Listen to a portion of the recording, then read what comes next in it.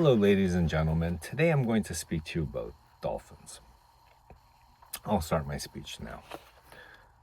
It's 6 a.m. The sun is rising.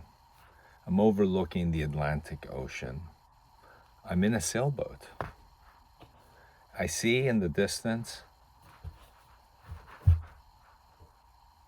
a pod of about 12 dolphins jumping, happy, curious. I look. I believe I've never seen something greater ever in my life. I think to myself, this animal is a lot like us, but completely different. I mean, they're mammals like us. They've got big brains like us. And they started to develop a long time ago, about 36,000 years ago. Their brain developed a area called a sensory section, a melon, if you will. So that is very different than us.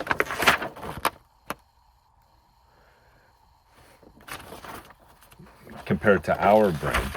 Socially, they're a lot like us as well.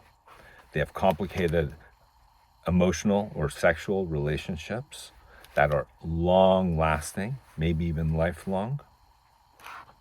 They even have an educational system where 3 dolphins take care of one of the babies, and they're even named.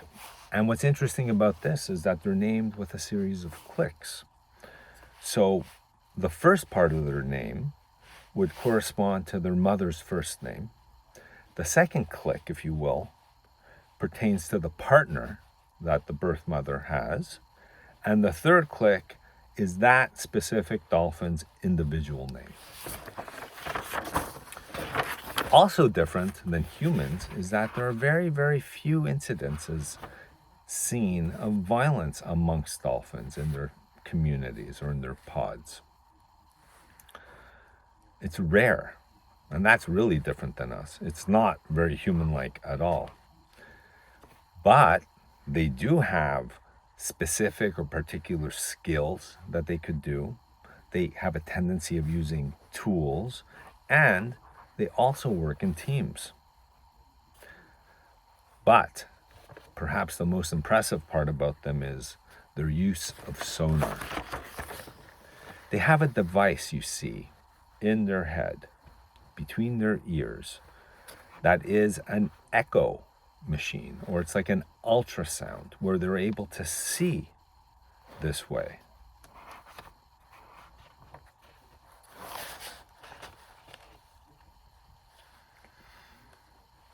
I mean, there are these people, these dolphins, though, despite their many incredible abilities, they still continue to be captured and put in aquariums. The U.S. Army, for example, I believe has 142 of them that they take on missions with them. I think they call them the CTC. However, which is a pity, but if we take time to understand them, we may see and understand their form of communication. It's complex like ours, but it's completely different. However, it does allow them to do group tasks together. The only problem is we don't really understand it. And maybe part of the reason for that is because the human ear can essentially get up to about 20,000 kilohertz. The dolphin, however, their hearing range is much wider and at about 110,000 kilohertz. Their language consists of a series of clicks and pulses that is so complicated we can't even attempt to understand it. And then So you could say that this sonar system are their eyes. They hear or they see with their ears, in other words. They use it to position themselves. They use it in a form of, how do we call it, echolocalization. Creating, by emitting the sound, it bounces back and it creates a bit of a mental image or map in their minds, in their brains. I find these animals incredible. And I think I may have found the next goal in my professional career. And that's to understand the language of dolphins.